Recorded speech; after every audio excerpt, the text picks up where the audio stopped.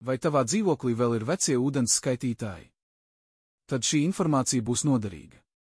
Sākot no 2025. gada februāra Latvijā stājās spēkā jauni ministru kabineta noteikumi numur 730.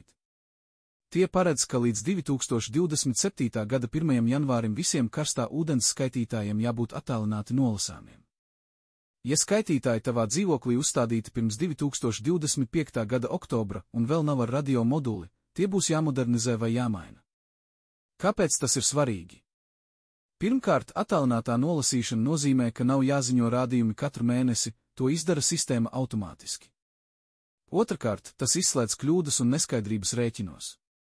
Un visbeidzot, pārvaldniekiem un īpašniekiem tas dod vairāk kontroli un caurspīdīgumu patēriņā.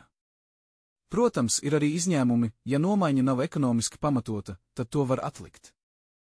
Bet lielākajā daļā gadījumu šī ir reāla pāreja uz ērtāku un gudrāku namu apsaimniekošanu.